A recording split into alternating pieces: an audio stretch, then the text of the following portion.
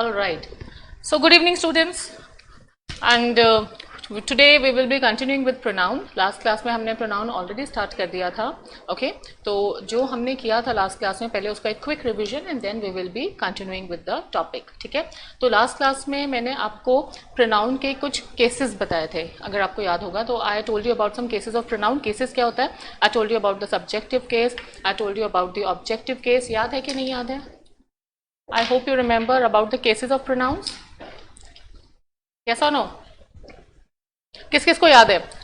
You can see the sheet here on the screen. Just a minute.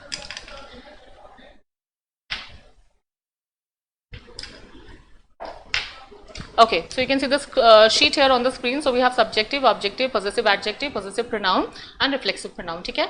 So very good evening, Somil. Prakhyath has just joined. Okay, so क्या हमने last time किया था इतना कौन मेरे को बताएगा? चलो जल्दी से बताओ, सब्जेक्टिव केस हम कब यूज़ करते हैं? मतलब ऑब्वियसली एक लाइन में ये लिख के समझाना बहुत मुश्किल होगा कि सब्जेक्टिव केस क्या होता है, ऑब्जेक्टिव केस क्या होता है, पोजेसिव एडजेक्टिव क्या होता है, पोजेसिव प्रोनाउन क्या होता है. But I can expect you to answer me then that when do I use subjective case. इतना बता दो चलो कि सब्जेक्टिव केस हम कब यूज़ करते हैं. Who will tell me? Come on. Let me see who is giving me the answer. When do I use subjective case? मतलब मैं आपसे ये पूछना चाह रही हूँ कि I, you, he, she, we, you, they ये हम कब यूज़ करेंगे? When do I use I instead of me? मैं I, me की जगह I मैं कब यूज़ करूँगी? I told you ना कि जब हमारा जो सब्जेक्ट है वो कौन होता है? किंशु, good evening. Vaishnavi, good evening. प्रख्यात, good evening. When someone is doer, very good Nandita, very good. So I told you that when the subject is the doer, I will use subjective case. Okay. When noun performs the action, very good. तो जब हमारा जो noun है या जब हमारा जो subject है वो doer होता है, ठीक है. तो जब हमारा subject doer है या जब वो action को perform करता है तब हम ये subjective case use करते हैं, ठीक है. subjective case में क्या है? I hope आपको first person, second person, third person याद होगा. first person कौन होता है? जो बोलता है. second person कौन होता है? जो सुनता है. और third person कौन होता है? जिसके बारे में हम बोलते हैं, ठीक है. So first person is the speaker, second person is the listener and third person is the person spoken of. Alright. तो अब हम सब्जेक्टिव केस या नॉमिनेटिव केस हम तब यूज करते हैं जब हमारा सब्जेक्ट होता है doer of the action. Objective case हम तब करते हैं जब हमारा सब्जेक्ट होता है रिसीवर ऑफ द एक्शन, ठीक है. इसके अलावा मैंने आपको पॉजिटिव केस के बारे में बताया था. पॉजिटिव केस होता है जब हमें शो करनी होती है ओनरशिप, ठीक है. फॉर एग्जाम्पल अगर आपको बोलना है कि पेन मैम का है तो आप कैसे बोलोगे? दिस इज मैम्स पेन, ठीक है. आप मैम के साथ अपॉस्ट्रोफी एस लगाओगे. बट अगर मुझे अपॉस्ट्रोफी एस नहीं लगाना तो आप क्या बोलोगे?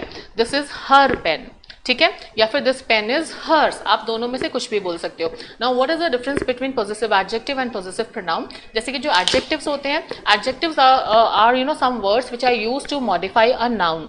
तो एडजेक्टिव्स जो होते हैं हमेशा किसी नाउन के साथ यूज किए जाते हैं, ठीक है. फॉर एग्जाम्पल अभी मैं एक यहाँ पे रूम में बैठी हूँ.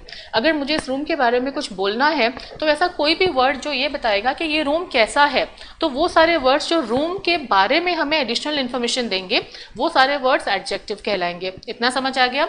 वो कोई भी वर्ड जो रूम के बारे में एडिशनल इन्फॉर्मेशन देगा वो एडजेक्टिव कहलाएगा. फॉर एग्जांपल अभी जिस रूम में मैं बैठी हूँ अगर इसको मुझे डिफाइन करना है, अगर इसके बारे में मुझे कुछ एडजेक्टिव चाहिए तो आई कैन से this is a spacious room, this is a well ventilated room, this is a big room, this is a very good room, anything. तो अगर ये जितने भी अभी मैंने वर्ड्स बोले, स्पेशियस बोला, वेल वेंटिलेटेड बोला, ये सारे हैं इसके एडजेक्टिव्स, ठीक है. तो एडजेक्टिव एक चीज आप हमेशा ध्यान रखना कि adjective is always use with a noun.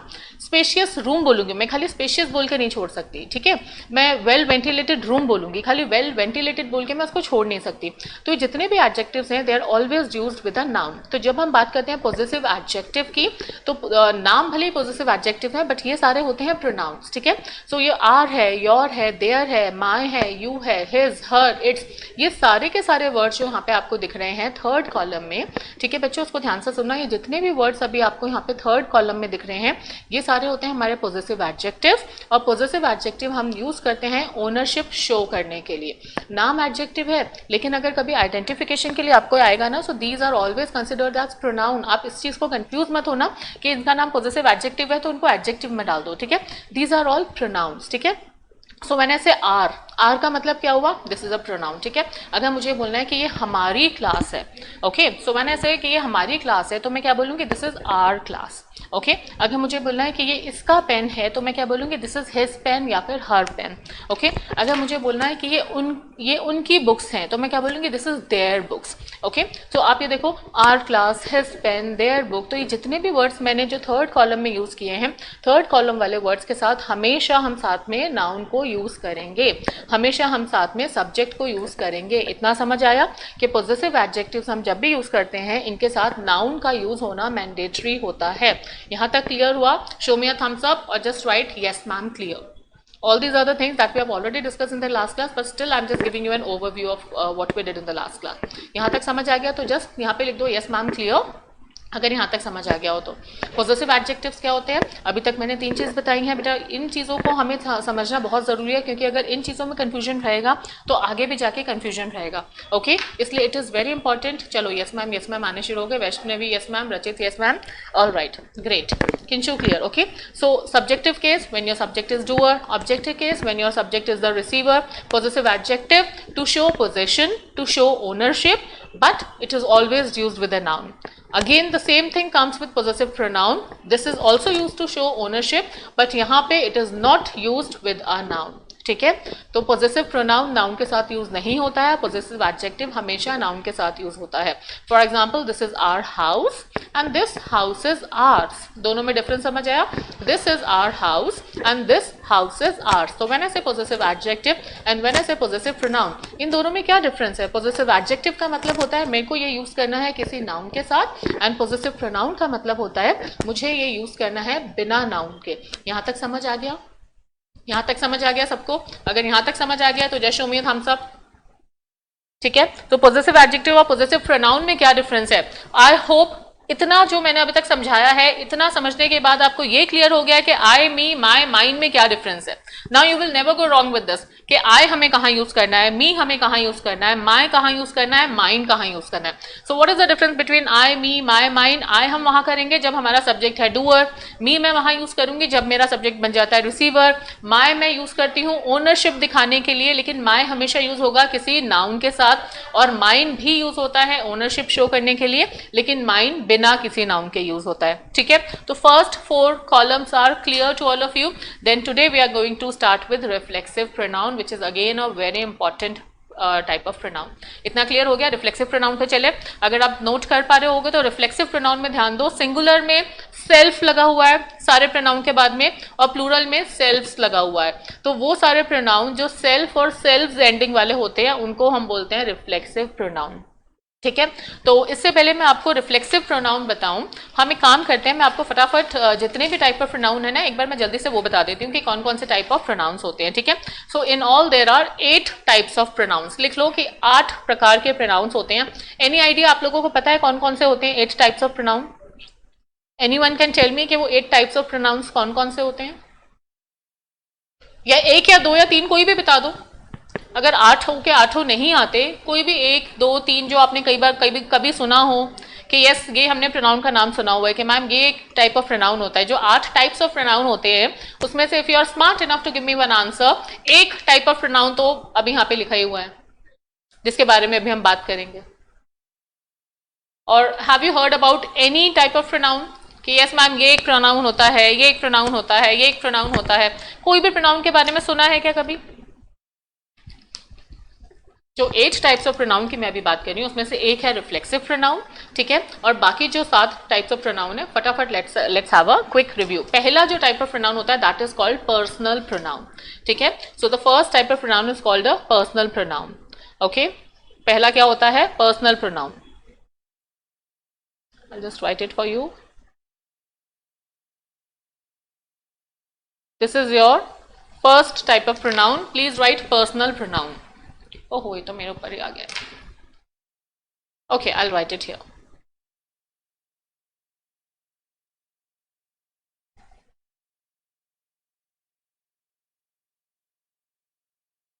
Personal pronouns, this is your first type of pronoun जिसको हम बोलते हैं पर्सनल प्रोनाउन। ठीक है, अब जैसे कि नाम है पर्सनल प्रोनाउन, तो पर्सनल प्रोनाउन वो होते हैं जैसे कि याद है हमने नाउन में करा था, हमने नाउन के दो करा था, एक कॉमन नाउन एक प्रॉपर नाउन। तो जो प्रॉपर नाउन होता है वो पर्टिकुलर पर्सन या चीज के लिए यूज करते हैं।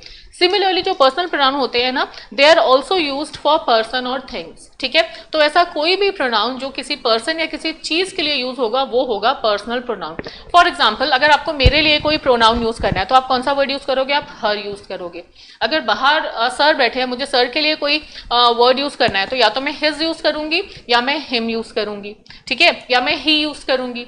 ओके, अगर सर वो काम कर रहे हैं तो मैं सब्जेक्टिव केस करूंगी, मैं उनके लिए ही यूज करूंगी। ओके, अगर वो ऑब्जेक्टिव केस हैं तो मैं उनके लिए हिम यूज करूंगी, और अगर मेरे को उनको पोजीशन शो करना है तो मैं अगेन हिज यूज करूंगी। तो वो सारे प्रोनाउन, वो सारे वर्ड जो किसी एक पर्टिकुलर पर्सन या थिंग के लिए यूज होते हैं वो सारे आते हैं पर्सनल प्रोनाउन में। तो अभी जो हमने टेबल देखी थी ना, आई, मी, माई, यू, योर, ये सारे के सारे होते हैं पर्सनल प्रोनाउन, ठीक है। यू मस्ट बी वंडरिंग, वो सेल्फ और सेल्स को छोड़ के जितने भी पहले जो हम 3 कॉलम में जो हमने देखे थे, ये देखो फर्स्ट, सेकंड, थर्ड, फोर्थ, ये 4 कॉलम में जितने भी वर्ड्स हैं ये सारे के सारे पर्सनल प्रोनाउंस हैं, ठीक है। अपार्ट फ्रॉम रिफ्लेक्सिव प्रोनाउन, जो first, second, third, fourth column में जितने भी आप वर्ड्स देख पा रहे हो, subjective case, objective case, possessive adjective, possessive pronoun, ये सारे के सारे आते हैं पर्सनल प्रोनाउंस में। All these are called personal pronoun because ये वो वर्ड्स हैं जो किसी एक पर्टिकुलर पर्सन या किसी एक पर्टिकुलर चीज के लिए यूज हो रहे हैं। फॉर एग्जाम्पल, अगर मैं आर बोल रही हूँ, आर मतलब हमारा। अगर मैं यू बोल रही हूँ, यू मतलब तुम्हारा या तुम। अगर मैं इट बोल रही हूँ, इट मतलब वो particular, that could be anything, कोई नॉन लिविंग चीज हो सकती है या फिर कोई एनिमल्स हो सकता है। अगर मैं ही बोल रही हूँ तो ही में भी मैं श्योर हूँ कि वो, देखो पर्सनल में मैं बोलती हूँ कि किसी पर्टिकुलर पर्सन या थिंग का मतलब यह है, जब मैं ही बोलती हूँ तो ही में मेरे को एक चीज श्योर है, इनफैक्ट 2 चीज श्योर है। क्या 2 चीज श्योर है? नंबर 1 कि वो एक है, नंबर 2 कि वो एक मेल है। अगर मैं शी बोलती हूँ तो शी में मुझे 2 चीजें अगेन श्योर है कि वो एक है और वो कोई फीमेल है। अगर मैं दे बोलती हूँ तो दे में मुझे ये चीज श्योर है कि वो एक से ज्यादा है। अगर मैं मी बोलती हूँ, मी मतलब मैं अपने लिए यूज कर रही हूँ। So whenever I use these things, that means I'm sure about something. So personal pronouns are the words which stand for person or thing. तो अगर किसी person या अगर किसी चीज के लिए कोई भी pronoun use होता है तो वो होता है personal pronoun, ठीक है। You must be wondering कि सारे word तो किसी person और thing के लिए use होते हैं, तो बाकी और क्या होंगे? एक एक करके जब हम बाकी के देखेंगे तब आपको वो चीज समझ आएगी, ठीक है। तो पहला जो personal pronoun है, if you want you can please write down the definition of personal pronoun. Please write, personal pronoun stands for person or things. Personal pronouns stand for person or things. A personal pronoun stands for person or things. ठीक है। तो Vanshika, I think there is some problem with your network बेटा। बार बार तुम left हो रही हो, then again you are joining. Okay, just देख लो क्या है। Alright, so personal pronouns stand for person और थिंग। तो पर्सनल प्रोनाउन कौन से होते हैं? जो किसी भी पर्सन या थिंग के लिए यूज होते हैं। एंड इस चीज को समझो कि वो अपने सब्जेक्ट के अकॉर्डिंगली वेरी करते हैं। जब मैंने ये बोला कि वो सब्जेक्ट के अकॉर्डिंगली वेरी करते हैं, इसका मतलब ये हुआ, अगर मेरे को एक पर्सन के लिए यूज करना है तो मैं ही बोलूंगी, अगर वो मेल है तो। अगर मुझे फीमेल के लिए यूज करना है तो मैं शी बोलूंगी। मुझे अगर एक से ज्यादा के लिए यूज करना है तो मैं दे या देम बोलूंगी। तो जितने भी पर्सनल प्रोनाउन है, they change their form according to the subject. इतना समझ आया? तो पर्सनल प्रोनाउन जो होते हैं वो किसी पर्टिकुलर पर्सन या थिंग के लिए यूज होते हैं, और secondly they change their form according to the subject, ठीक है। इतना समझ आ गया? तो this was your personal pronoun. So this was the first type of pronoun. Moving on to the second one, जो हमारा सेकेंड टाइप ऑफ प्रोनाउन है वो होता है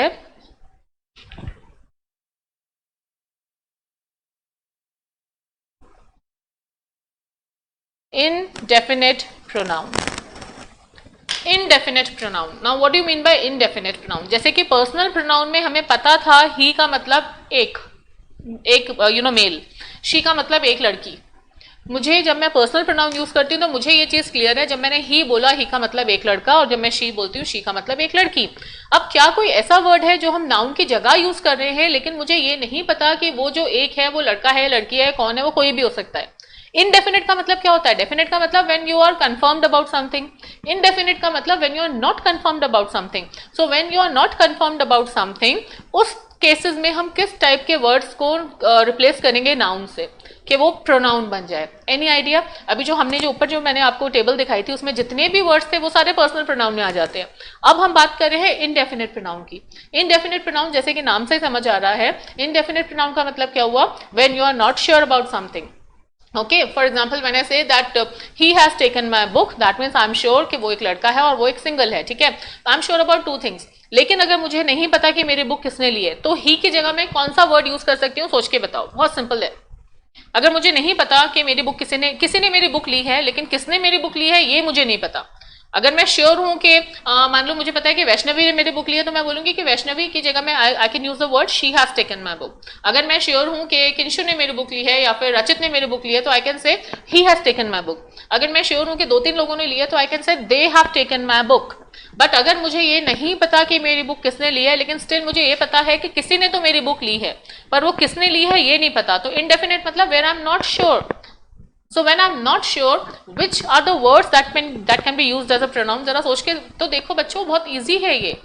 Yes, very good Vaishnavi, good। Vaishnavi and Rachit have given me the correct answer, somebody। तो सिर्फ क्या somebody आएगा यहाँ पे, और कोई वर्ड नहीं आ सकते क्या? और सोचो, सिर्फ somebody आएगा क्या? someone, somebody, okay, good. अब आ रहे हैं ना ये सारे निकल के, ये सारी चीजें, वेरी गुड। तो ये जितने भी वर्ड्स अभी आपने बोले, देखो यहाँ पे हमें 12 वर्ड्स याद रखने हैं, ठीक है। वो 12 वर्ड्स कौन से हैं, उनको याद करने का तरीका भी बहुत ईजी है, जो मैं फटाफट यहाँ पे आपको बताती हूँ। ये ध्यान रखो, बड़ी, थिंग, वन। फिर आपको ध्यान रखना है सम, एनी, एवरी एंड, ठीक है।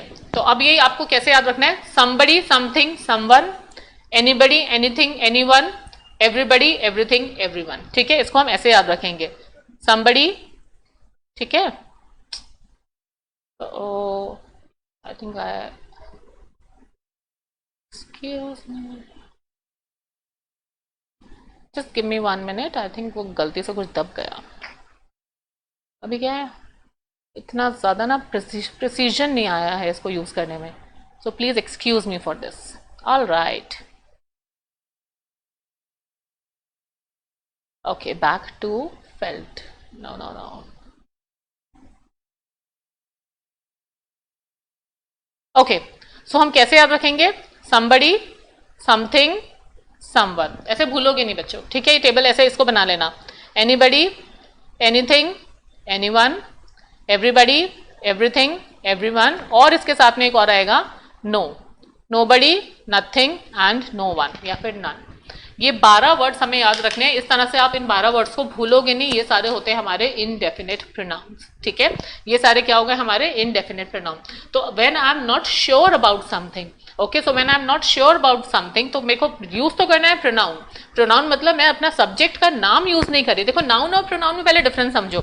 नाउन का मतलब क्या होता है, जब मैं अपने सब्जेक्ट का नाम यूज कर रही हूँ, ठीक है। सो when I am using name of a subject, for example if I से स्नेहा, तो स्नेहा एक नाउन हो गया। लेकिन अगर मुझे स्नेहा की जगह पे कोई वर्ड यूज करना है जो स्नेहा को रिप्लेस करे बार बार, यू नो, अगर मैं मेरे को 10 सेंटेंसेस बोलने हैं, तो बार बार rather than saying Sneha, I can say she, okay, I can say she. तो when I'm sure that I'm talking about Sneha, I will say she.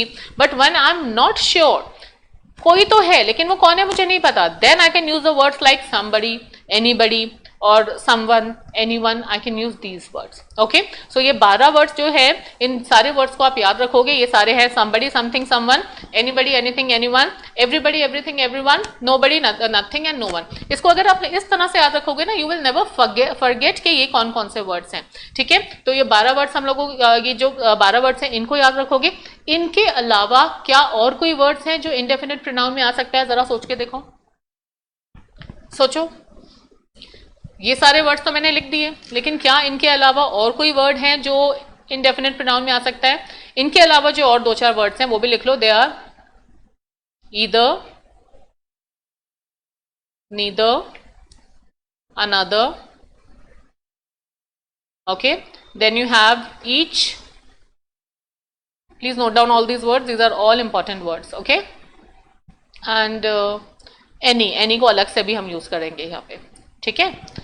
So either, neither, another, each, any and these 12 words, all these are your indefinite pronouns.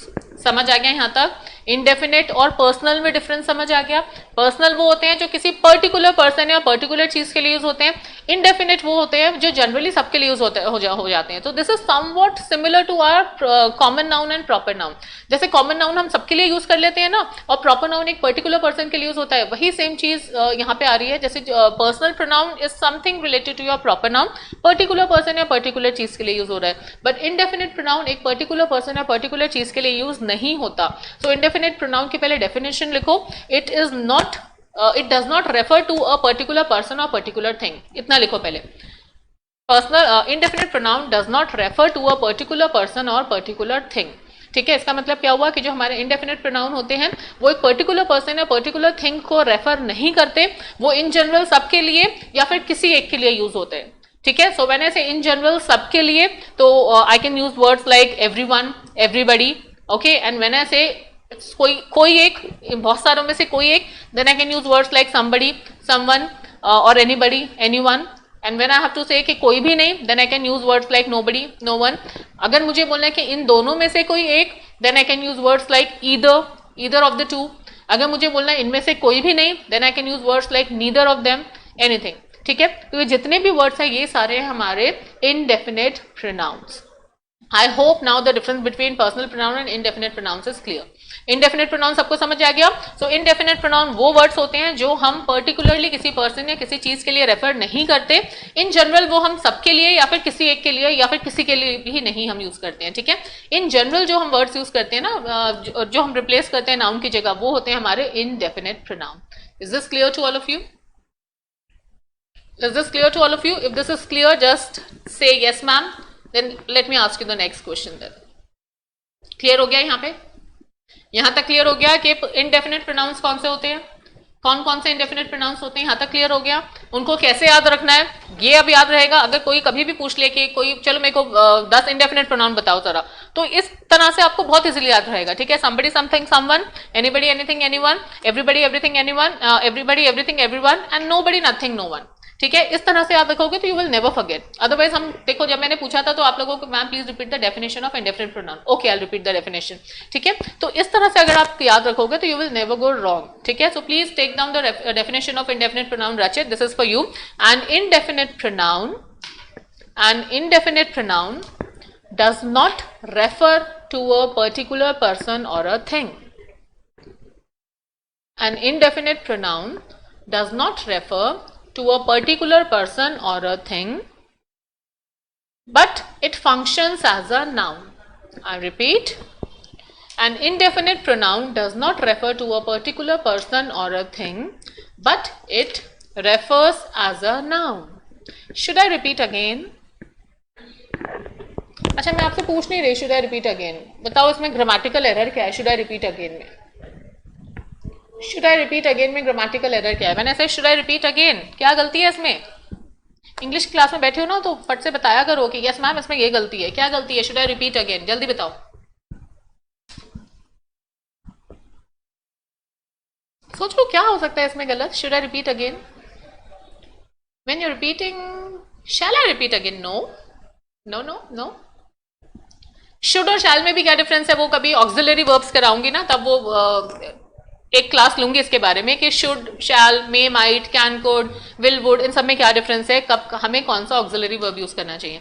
But अभी का मेरा question था should I repeat it again. क्या लग रहा है इसमें गलत, गड़बड़? कुछ तो है गड़बड़, और वो क्या गड़बड़ है कोई नहीं पहचान पा रहा? नो बेटा, इसमें गलती ये है जब आप कोई चीज रिपीट करते हो तो ऑटोमेटिकली आप उसको दोबारा करते हो। सो हम रिपीट के साथ अगेन नहीं यूज करते कभी भी। Should I repeat it, enough, you need not say should I repeat it again। समझ आया? yes, again नहीं यूज करना। चलो और एग्जांपल्स बताती हूँ, इसको क्या बोलते हैं वो भी बताती हूँ। थोड़ा सा यहाँ से डिग्रेशन कर लेते हैं, ठीक है। I love to watch morning sunrise and evening sunset. बताओ इसमें क्या गलती है? I love to watch morning sunrise and evening sunset. सोचो, अब मैंने आपको बता दिया जैसे रिपीट के साथ अगेन हम नहीं लगाते, वैसे ही भाई सनराइज तो मॉर्निंग में ही होगा, सनसेट है तो इवनिंग में ही होगा।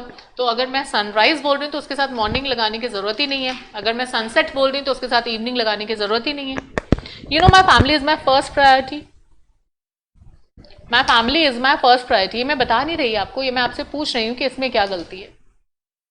टू वॉच नहीं बेटा Kinshu, I love to watch morning sunrise में जो गलती है वो ये है कि जब मैंने सनराइज बोल दिया तो उसके साथ मुझे मॉर्निंग बोलने की जरूरत नहीं है।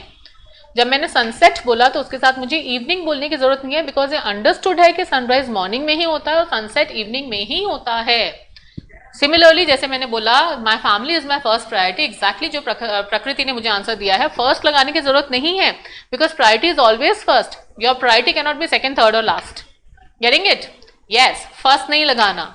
Okay, the electric cars are definitely new innovation, क्या गलती है इसमें? The electric cars are definitely new innovation, innovation के साथ न्यू नहीं लगेगा, प्रायोरिटी के साथ फर्स्ट नहीं लगेगा। You know I got a wonderful key chain as a free gift with my bag, I got a wonderful key chain as a free gift with my bag, क्या गलती है इसमें? मैंने एक बैग परचेस किया जिसके साथ मुझे एक बड़ी क्यूट सी एक अच्छी सी की चेन फ्री मिली, क्या गलती है इसमें मुझे? I got a wonderful keychain as a free gift with my bag, बताओ जल्दी क्या गलती है? अब तो तुम्हें पकड़ लेना चाहिए ना, अब तुम्हें समझ आ रहा है कि हम किस कंटेक्स्ट में बात कर रहे हैं। मैंने बताया फर्स्ट के साथ pride, yes, free gift, very good, gifts are always free, we never pay for a gift. So either you say I got this wonderful keychain free with my bag, or you can say I got this wonderful keychain as a gift with my bag. हम free के साथ gift नहीं बोलेंगे। Pin number में क्या गलत होता है ये बताओ? पिन नंबर, मैंने से पिन नंबर, आपके पास एक पिन नंबर आया होगा, जरा मुझे बताना, कभी किसी को बताना मत वैसे ऐसे, है ना? सो व्हेन आई से कि you must have received a pin number, can you please share that pin number with me, क्या गलती है बेटा? पिन का फुल फॉर्म ही होता है पर्सनल आइडेंटिफिकेशन नंबर, तो जब उस वर्ड में एन नंबर ऑलरेडी है तो हमें पिन नंबर दोबारा बोलने की जरूरत ही नहीं है। समझ आया? ऑलराइट, और ये जितने भी अभी जो मैंने सेंटेंसेस बोले हैं जिसमें आप अननेसेसरी रेपिटेशन कर रहे हो या आप अनवांटेड चीज़ों को रिपीट कर रहे हो, these can be used in poetic styles, आप पोइट्री डिवाइसेस में इसको यूज कर सकते हो, बट जब हम स्पोकन इंग्लिश की बात करते हैं these are considered a fault in your style, and इसके लिए एक वर्ड होता है, इनको हम बोलते हैं, किसी को पता है वैसे इसको क्या बोलते हैं? ये जो अननेसेसरली रेपिटेशंस होती है ना, yes, free is the correct answer. ये जो अननेसेसरली रेपिटेशंस होती हैं जैसे कि फ्री गिफ्ट हो गया, फर्स्ट प्रायोरिटी हो गया, न्यू इनोवेशन हो गया, मॉर्निंग सनराइज हो गया, इवनिंग सनसेट हो गया, ये जितने भी अभी मैंने सेंटेंसेस, जितने भी अभी मैंने फ्रेजेस बोले हैं ना, इन सब में एक what is the term for this when you are doing unnecessary repetitions? Can anyone tell me what is the term for that? Let me tell you the term, though it is not related to pronoun, but still it's called tautology. सुना है कभी ये word tautology? So consider that T in that गोला, ठीक है? I am not very use to this अभी, तो इसलिए, तो एनीवे, टॉटोलॉजी का मतलब पता चल गया अब क्या होता है टॉटोलॉजी? टॉटोलॉजी का मतलब होता है अनवांटेड या फिर unnecessary repetitions while you are saying something or while you are writing something. Okay, that is tautology. तो हम tautology पे पहुंचे कैसे थे? मैंने आपको कहा था do you want me to repeat it again? No, हम repeat it again नहीं बोलेंगे, हम क्या बोलेंगे? सिर्फ do you want me to repeat it और do you want me to explain it again? दोनों में से कुछ भी बोल सकते हैं, लेकिन repeat again साथ में नहीं बोलना है, ठीक है? मैं ये साथ साथ इसलिए बता रही हूँ ताकि आप लोगों को भी इन सब चीज़ों का एक नॉलेज होना चाहिए साइड बाय साइड कि यस, ये स्पोकन इंग्लिश में गलत होता है, कई बार ये एरर्स के फॉर्म में भी आ जाता है। So you should know that this is a use of tautology and this is not to be used in spoken और रिटन इंग्लिश। आगे बढ़े। अच्छा, अब हम थे इंडेफिनिट प्रोनाउंस पे। इंडेफिनिट प्रोनाउन में मैंने आपको बताया समबडी, समथिंग, समवन, ये सारे मैंने आपको प्रोनाउंस बता दिए। अब मेरा आपसे एक छोटा सा क्वेश्चन ये है कि जितने भी प्रोनाउन अभी आप जो स्क्रीन पे देख रहे हो, ये 12 वर्ड समबडी, समथिंग, समवन वाले, उसके अलावा इधर, नीदर, अनदर, ईच, एनी, ये सारे वर्ड्स सिंगुलर हैं कि प्लूरल हैं? That is my question. बताओ, ये जितने भी वर्ड्स अभी आप देख रहे हो, all these words are singular और प्लूरल। सिंगुलर या प्लूरल का मतलब ये होता है, जैसे कि ऊपर वाली शीट में आप देखोगे दो अलग अलग कॉलम्स बने हुए थे, दो अलग अलग कैटेगरीज में मैंने वर्ड लिखे थे। आई का मतलब सिंगुलर, वी का मतलब प्लूरल। अगर एक पर्सन है जो काम कर रहा है तो उसके लिए मैं आई यूज करूंगी, वो सिंगुलर है, लेकिन अगर एक से ज्यादा हो जाएंगे तो वहां पे आई की जगह बन जाएगा वी, ठीक है? Apart from the second person बाकी सब में चेंज हो जाता है, ठीक है। मी की जगह अस हो जाता है, माई की जगह आर हो जाता है, ही शी की जगह दे हो जाता है, हिम की जगह देम हो जाता है। So these are the difference between singular and plural. Now my question is this कि जो सेकंड शीट पे आपको जितने भी अभी यहाँ पे इंडेफिनिट प्रोनाउंस लिखे हुए दिख रहे हैं, I have written some indefinite pronouns. I simply want to ask you, all these pronouns are singular या प्लूरल, या इनमें से कुछ सिंगुलर है और कुछ प्लूरल है? बताओ, क्या ये सारे सिंगुलर हैं, क्या ये सारे प्लूरल हैं, या इनमें से कुछ सिंगुलर हैं कुछ प्लूरल हैं? Let me see what are your answers, come on. Are all this singular और आर ऑल दिस प्लूरल, और some are singular some are plural? Okay, Vaishnavi says, Vaishnavi all are singular. बेटा वैष्णवी आप ये बोल रहे हो कि सारे सिंगुलर हैं? Okay, let me get answers from other students as well. How come other students are not giving me answer? बच्चा कुछ तो सोचो, मतलब डोंट जस्ट कीप सिटिंग मम, कुछ तो मतलब थोड़ा सा अपने थिंकिंग कैप्स ऑन करो ना, कि somebody है तो somebody सिंगुलर होगा या प्लूरल होगा? क्या प्रख्यात बोलता है some are singular and some are plural? Okay, and Vaishnavi saying all are singular. Okay, Vaishnavi saying all are singular. प्रख्यात says some are singular and some are plural. What about other students? Come on, what about other students? जल्दी बताओ बच्चा, कुछ तो सोचो। I have just got answer from 2 students, अभी पूरी class में से मुझे खाली 2 बच्चों ने आंसर दिए हैं। पता है यही सबसे बड़ा ना एक ड्रॉबैक होता है ऑनलाइन क्लासेस में। अगर तुम लोग भी सामने बैठे होते हैं ना, तो मैं अभी तुम्हें एक एक करके पूछती, बताओ तुम्हें क्या लग रहा है, यस टेल मी। बट यहाँ पे ना ऑनलाइन में, यहाँ इस जगह पे आके तुम लोग बच जाते हो, है ना। All are singular. Rachit Modi left. रचित तो बार बार चला जाता है फिर ज्वाइन हो जाता है। मीमांशा को भी I think there must be some network issue. Yes other students please जल्दी बताओ ना बच्चों, क्या आपको लग रहा है कि जितने भी अभी यहाँ पे देखो, बहुत सिंपल सा मेरा क्वेश्चन है। I have written some pronouns in front of you and the question is all this pronouns are singular और plural? Okay, Nandita says some are singular और सम आर प्लूरल। ओके, चलो अगर कहीं पे भी ऐसा कुछ कंफ्यूजन होता है ना, तो आज मैं आपको एक बड़ा सिंपल सा ट्रिक बता रही हूँ, ये आइडेंटिफाई करने का, ये सिंगुलर है क्या प्लूरल है, ठीक है। And that simple trick is that कि किसी भी सेंटेंस में इसमें से कोई भी वर्ड को पुट करके देख लो कि इसके साथ यूज होगा कि आर के साथ यूज होगा। हमें पता है इज है हमारा सिंगुलर, आर है हमारा प्लूरल, तो कोई भी सेंटेंस यूज करो जिसमें आप somebody, for example let us pick up the first one, somebody. Okay, somebody is waiting for you outside या somebody are waiting for you outside? क्या आएगा बताओ? somebody is waiting for you या somebody are waiting for you? क्या लगता है? What will you use? Will you say somebody is waiting for you या somebody are waiting for you? एक simple सा सेंटेंस लो, ठीक है, और उस सिंपल सा सेंटेंस में somebody को यूज करके देखो कि इसके साथ यूज होगा कि आर के साथ। Yes Kinshuk you are right, हम somebody के साथ हमेशा is यूज करेंगे, ठीक है। nobody is in the class बोलेंगे या nobody are in the class बोलेंगे? Pick up any one word, nobody is in the class बोलेंगे या nobody are in the class बोलेंगे? बताओ, सोचो। nobody के साथ भी हम is लगाएंगे, ठीक है।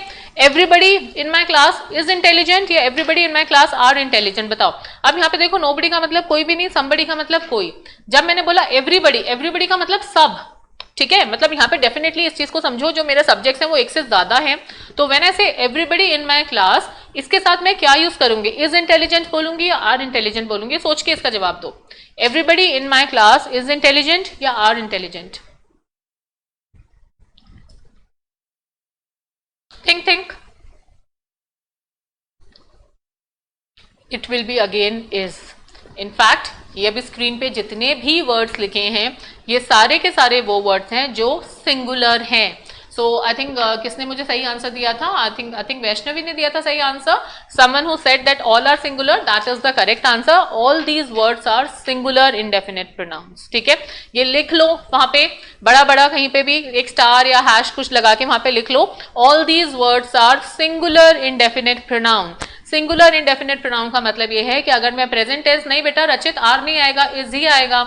सिंगुलर इंडेफिनिट प्रोनाउन का मतलब ये होता है अगर मैं प्रेजेंट टेंस में बात कर रही हूं तो मैं हमेशा इनमें इज लगाऊंगी, और अगर मैं पास्ट टेंस में बात कर रही हूं तो हमेशा यहाँ पे इनके साथ हम वॉज लगाएंगे, ठीक है। अदरवाइज हैज लगेगा। somebody has taken my book, ठीक है। तो somebody, something, someone, anybody, anything, anyone, either, neither, another, each, any, ये जितने भी words हैं यहाँ पे, all these words are singular indefinite pronouns, ठीक है। अब अगर ये सारे सिंगुलर इंडेफिनिट प्रोनाउन हैं, तो प्लूरल इंडेफिनिट प्रोनाउन में किस टाइप के वर्ड्स होंगे? तो प्लूरल इंडेफिनिट प्रोनाउन का मतलब ये है कि मुझे नहीं पता कौन, लेकिन एक डेफिनेटली एक से ज्यादा कुछ लोग। तो ऐसा कोई वर्ड जहां मुझे ये बताना है कि एक से ज्यादा कुछ लोग, लेकिन वो कुछ में कौन कौन है मुझे वो नहीं पता, तो उसके लिए हम कौन कौन से वर्ड्स यूज कर सकते हैं? Just take a guess, a wild guess if you can tell. Any guesses? कौन से वो वर्ड्स हो सकते हैं जो प्लूरल इंडेफिनिट प्रोनाउन में आएंगे हमारे?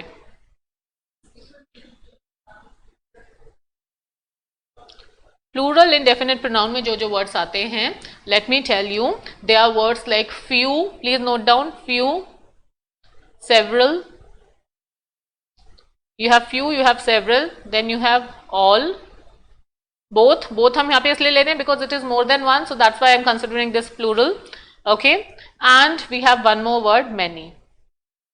Please note this down. We have few, several, all, both, many, and one more I missed out, that is some. Okay, so all these words are plural indefinite pronoun. So plural indefinite pronoun का मतलब क्या होता है? Plural indefinite pronoun का मतलब होता है जो एक से ज्यादा है, ठीक है, डेफिनेटली जो एक से ज्यादा है, या दो या बहुत सारे, लेकिन वो कौन है मुझे वो नहीं पता।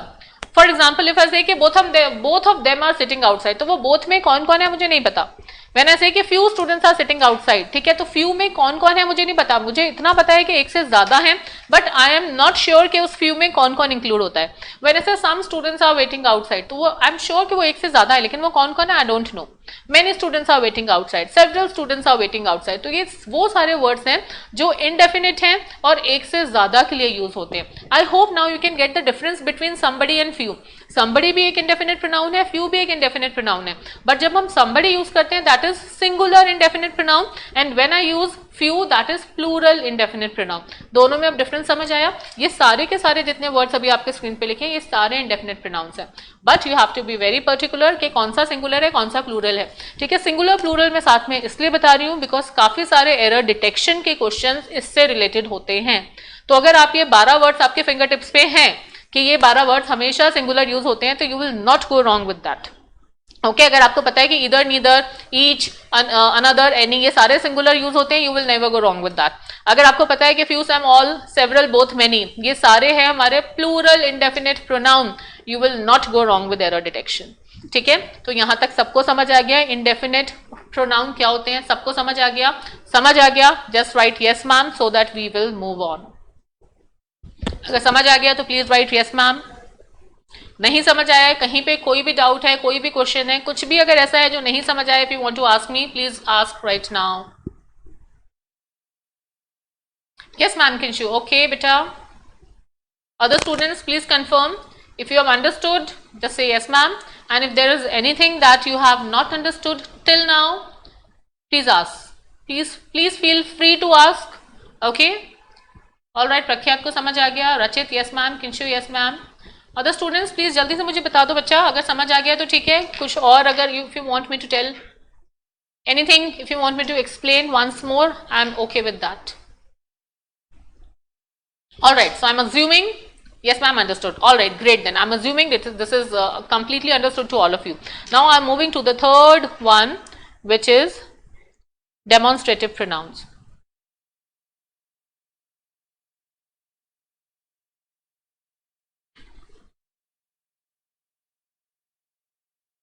Demonstrative pronouns, ठीक है। Demonstrative pronoun क्या होते हैं ये बताओ।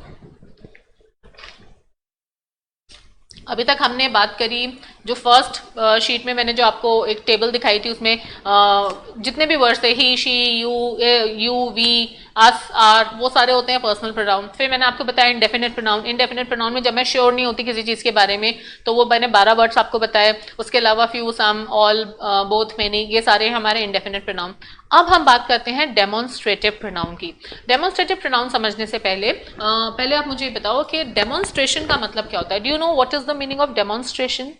फॉर एग्जाम्पल अगर आप कोई भी इलेक्ट्रॉनिक गैजेट खरीदते हो, ठीक है, तो for example if you buy microwave और इफ यू बाय रेफ्रिजरेटर और if you buy washing machine, may be a laptop, laptop में तो I don't think so, but बाकी जितने भी जो बड़े बड़े इलेक्ट्रॉनिक गैजेट्स होते हैं, जब आप उनको खरीदते हो तो कंपनी की तरफ से आपको अगले दिन कोई एक पर्सन आता है जो उसको इंस्टॉलेशन करता है और आपको डेमोन्स्ट्रेशन देता है। नोट किया है कभी? A person comes to give you a demonstration. तो डेमोन्स्ट्रेशन में क्या करता है, वो आपको बताता है कि इस पार्ट को कैसे यूज करना है, इसको कैसे यूज करना है, इसको कैसे यूज करना है।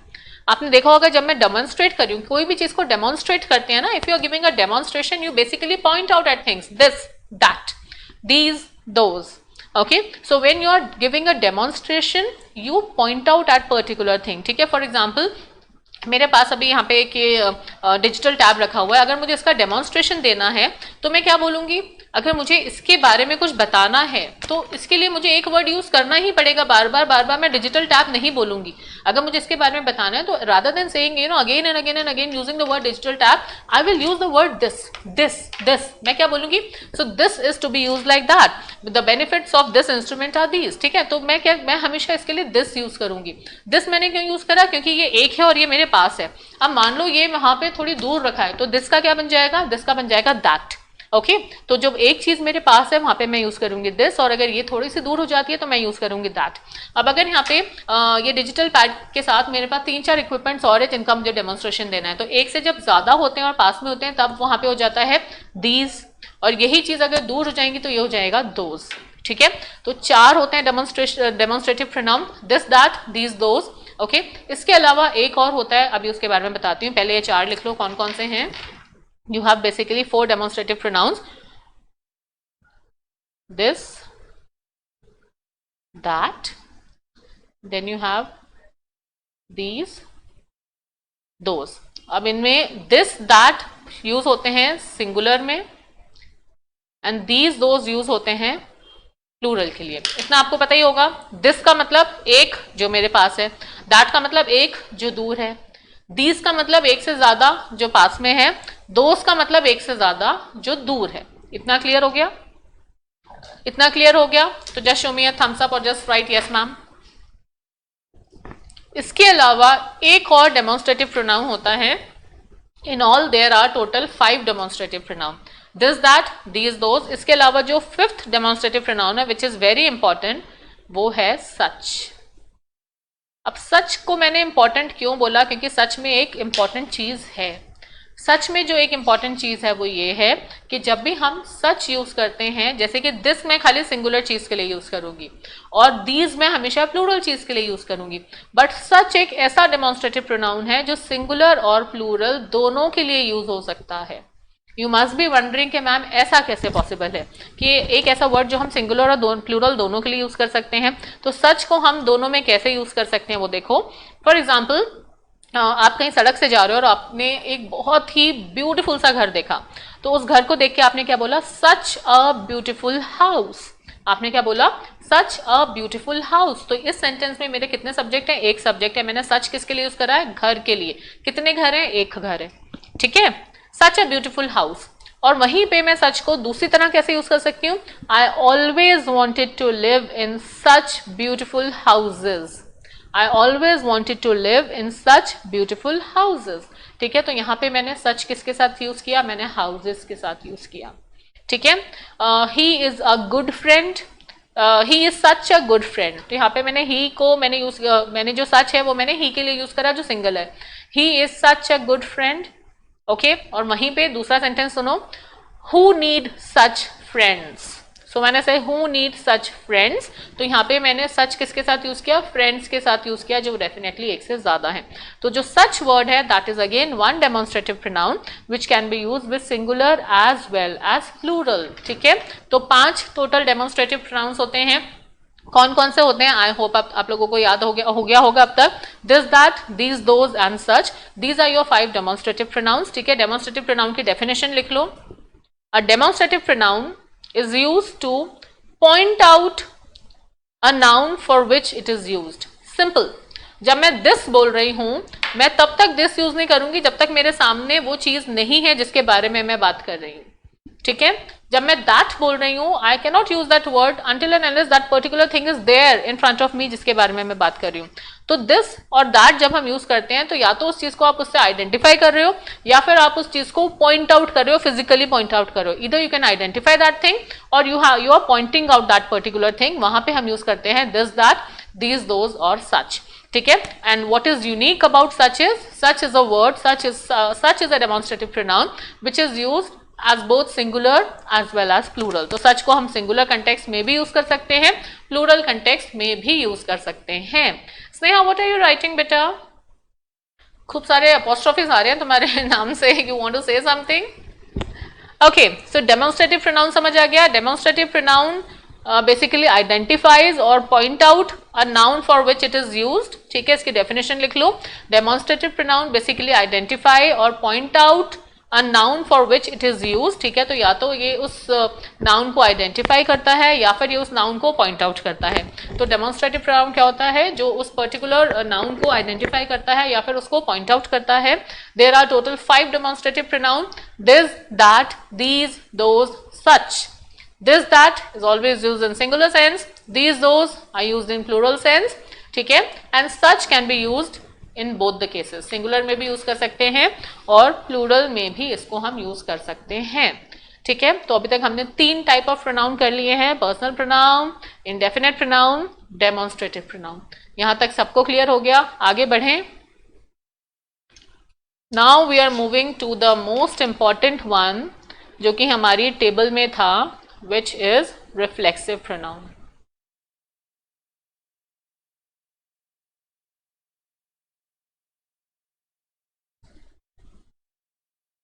ठीक है, so please note down the next type of pronoun. That's okay बेटा, यू नीड नॉट से sorry for that. Next type of pronoun is reflexive pronoun. अब रिफ्लेक्सिव का मतलब क्या होता है? चलो पहले हम बात करते हैं रिफ्लेक्सिव से रिफ्लेक्शन की बात करते हैं, ठीक है। मान लो मेरे हाथ में ये एक मिरर है, this is a phone, but मान लो मेरे हाथ में मिरर है। अगर इस मिरर में मैं देखती हूँ अपने आप को, तो क्या दिखेगा मुझे? ये मेरे हाथ में मिरर है, इस मिरर में मैं अपने आप को देख रही हूँ, तो मुझे क्या दिखेगा ये बताओ। This is a mirror in front of me and ये मिरर मेरे सामने रखा है, और जब ये मिरर मेरे सामने रखा है तो मुझे इस मिरर में क्या दिखेगा बताओ। What will I see in that mirror? बताओ, क्या मुझे उस मिरर में स्नेहा दिखेगी या नंदिता दिखेगी या सर दिखेंगे? उस मिरर में मुझे कौन दिखेगा ये बताओ। अरे बच्चों, इतना सिंपल सा क्वेश्चन है, जल्दी बताओ। अगर मैं एक मिरर में अपने आप को देखती हूँ तो उस मिरर में मुझे क्या दिखेगा? उस मिरर में मुझे किसकी रिफ्लेक्शन दिखेगी बताओ। मेरे हाथ में जो मिरर है, अगर मैं उसमें अपने आप को देखती हूँ तो what will I see in that mirror? I'm waiting for your answers and then I will explain you what are reflexive pronouns. First I want you to answer, come on.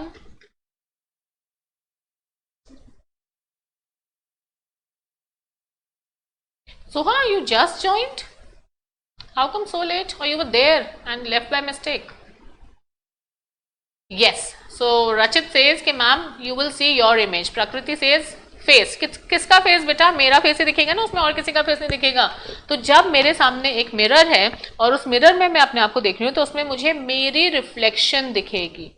उसमें क्या दिखेगा? उसमें मुझे मेरी रिफ्लेक्शन दिखेगी। इससे हम reflexive pronoun को समझने की कोशिश करते हैं। रिफ्लेक्सिव प्रोनाउन का मतलब होता है, इसको हम रिलेट करेंगे रिफ्लेक्शन से, ठीक है। अब एक चीज समझो, ये मिरर है, ये मैं हूं, ठीक है। अगर मैं नहीं होंगी तो मेरी रिफ्लेक्शन इसमें नहीं दिखेगी। इतना समझ आ रहा है? अगर मैं नहीं होंगी तो मेरी रिफ्लेक्शन इसमें नहीं दिखेगी। इसका मतलब ये है कि जितने भी रिफ्लेक्सिव प्रोनाउंस होते हैं, ये वाली एक बार शीट देख लो, just a minute.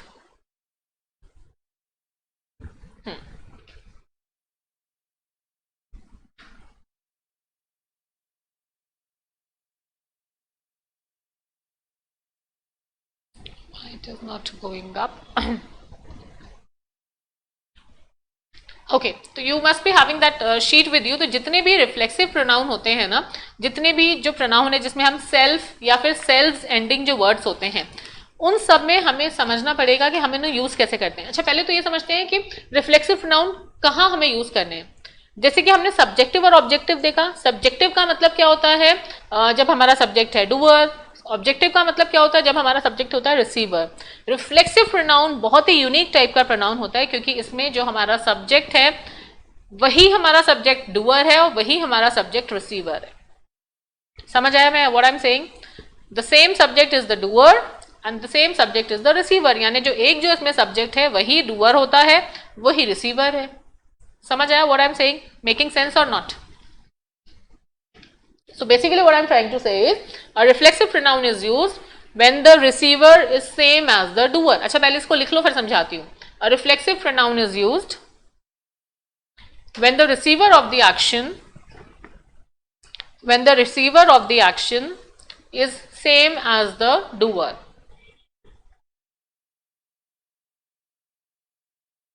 A reflexive pronoun is used when the receiver of the action is same person as the doer. मतलब हम रिफ्लेक्सिव प्रोनाउन तभी यूज करते हैं जब रिसीवर ऑफ द एक्शन जो होता है वो सेम पर्सन होता है जो डूअर होता है। इस केस में डूअर और रिसीवर दोनों सेम होते हैं। ठीक है, इन अनदर वर्ड्स आगे भी लिखो, if someone does something to himself और herself, if someone does something to himself और हरसेल्फ, अगर कोई अपने ऊपर कुछ करता है या अपने लिए कुछ करता है तो वहां पे हम उसको रिफ्लेक्सिव प्रोनाउन यूज करेंगे। If someone does something to himself or herself, ठीक है, if someone does something to himself or herself, we will use a reflexive pronoun. तो अभी मैंने आपको दो चीजें लिखवाई हैं, पहले आप इसको लिख लो फिर मैं इसको अच्छे से समझाती हूँ। ठीक है, तो मैंने आपको दो चीजें लिखवाई। पहली चीज मैंने लिखवाई when the receiver of the action is same as the doer of the action। ठीक है, मतलब जब रिसीवर और डूअर सेम है तब हम रिफ्लेक्सिव प्रोनाउन यूज करेंगे। दूसरी चीज मैंने आपको ये बताई है when someone does something to himself or herself। इतना समझ आया? एक और चीज लिखो, whenever there is a reflexive pronoun in a sentence, first you write it then I'll explain। ठीक है, अभी आप लिख लो जो मैं बता रही हूँ। whenever there is a reflexive pronoun in a sentence, there must be a person to whom that pronoun can reflect। whenever there is a reflexive pronoun in a sentence, there must be a person to whom it can reflect।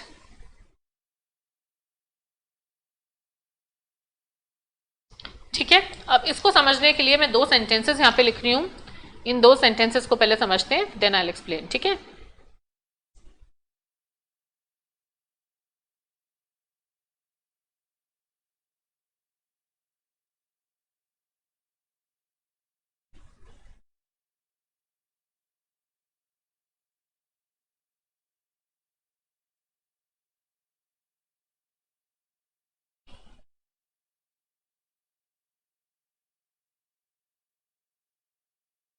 All right, so I have written two sentences here. इन दोनों में मैंने एक एक reflexive pronoun use करा है।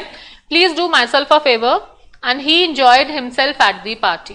ठीक है, पहले तो आप मुझे बताओ क्या दोनों सेंटेंसेस ठीक है, या इनमें से वन ठीक है या टू ठीक है, या बोथ आर करेक्ट और both are wrong. You can write your answers as 1, 2, both और none. I am giving you 4 options, 1, 2, both और none. If you think sentence number 1 is correct, please this is your sentence number 1 and this is your sentence number 2. Okay, so if you think first is correct, just write 1 in the chat box. If you think second is correct, just write 2 in the chat box. If you think both are correct, write both. If you think both are wrong, write none.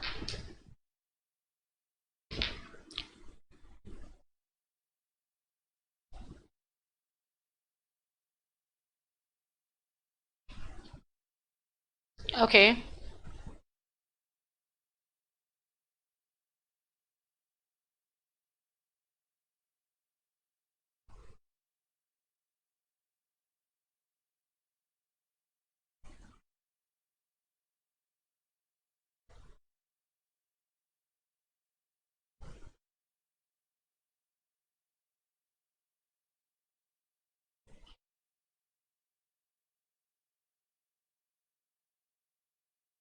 All right. 2, 2, 2, 2, 2. Okay, तो सब ये लिख रहे हैं कि 2 सही है, first गलत है। Very good.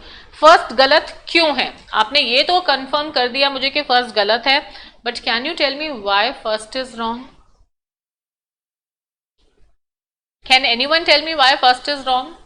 किसी ने यहाँ पे लिखा me in place of myself, please do me a favour, this is perfect answer Kinshu, you have given me a very good answer that हम यहाँ पे माई सेल्फ की जगह मी यूज करेंगे। But do you know the reason कि हमें यहाँ पे माई सेल्फ क्यों यूज नहीं करना? व्हाट इज द रीजन, क्यों मुझे यहाँ पे माई सेल्फ यूज नहीं करना?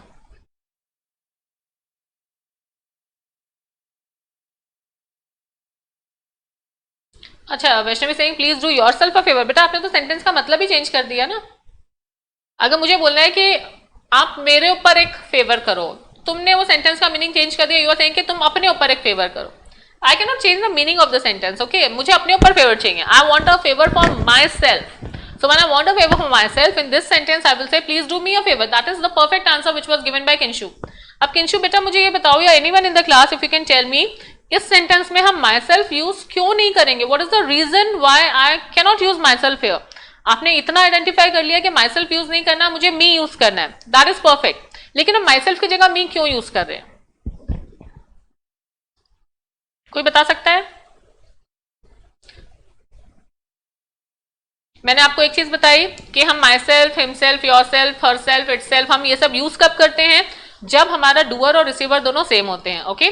सो when do I use all these words? When the doer and the receiver are same, okay? So when the doer and receiver are same, I will use myself, yourself, himself, herself, itself, okay? This is clear to all of you. Now I asked you a simple question. When I say please do myself a favor, instead of saying myself, हम यहाँ पे me use करेंगे, ये आपने मुझे सही answer दिया। But myself हमें क्यों यूज नहीं करना? myself हमें यूज क्यों नहीं करना? सोचो थोड़ा सा। मैंने आपको अभी जब मैं बता रही थी तो मैंने आपको ये दिखाया कि ये मिरर है, ये मैं हूं, ठीक है? अब ध्यान से सुनो, ये मिरर है, ये मैं हूं। अब मेरा एक क्वेश्चन का सवाल, क्वेश्चन का आंसर ये बताओ कि अगर मैं यहाँ पे नहीं होंगी तो क्या इस मिरर में मेरा रिफ्लेक्शन आएगा? बताओ। Suppose I am not here, मैं यहाँ दूर हो गई, अब क्या इस मिरर में मेरा रिफ्लेक्शन आएगा? सोचो, मैं दूर हूं, अब यहाँ पे क्या आएगा? यहाँ पे ग्रीन स्क्रीन दिखेगी, इस मिरर में मैं नहीं दिखूंगी अब, क्योंकि मैं उसके सामने नहीं हूं, ठीक है? इस कॉन्सेप्ट को समझो और उसको यहाँ पे अप्लाई करो। कॉन्सेप्ट सिंपल सा है, मिरर तभी रिफ्लेक्शन देता है जब सामने मैं होंगी, इतना क्लियर है? Similarly myself will be used in a sentence only if there is an I in a sentence. हम माई सेल्फ को आई के बिना किसी भी सेंटेंस में यूज नहीं कर सकते। ऊपर वाला सेंटेंस देखो, उस पूरे सेंटेंस में माई सेल्फ यूज हो रहा है लेकिन आई नहीं है। इसका मतलब वो मिरर तो यूज हो रहा है लेकिन मिरर के सामने वाला फेस नहीं है। समझ आया? तो myself can not be use with an I, without an I in a sentence. Similarly when I use yourself, it can never be used without a you in a sentence. Himself can never be used without a he in a sentence. Herself can never be used without a she in a sentence. Itself can never be used without a it in a sentence. समझो इस चीज को, ठीक है? Ourself can never be used without a, बताओ ourself की जगह कौन सा वर्ड आएगा? When I am saying ourselves, ourselves की जगह कौन सा वर्ड आना चाहिए? If ourselves is the mirror, तो मिरर में जो मैं जो हूं वो कौन सा वर्ड होना चाहिए? बताओ।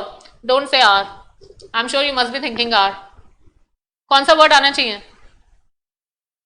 There must be a person to whom it reflects. Yes, Prakhat. Yes, that's what I'm saying. तो when I am using ourselves, तो ourselves की जगह कौन सा word होना चाहिए?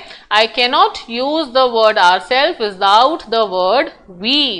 I cannot use yourselves without the word you, and I cannot use, yes, Vaishnavi, correct answer.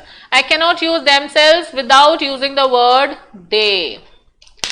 They will manage it themselves. We will do it ourselves.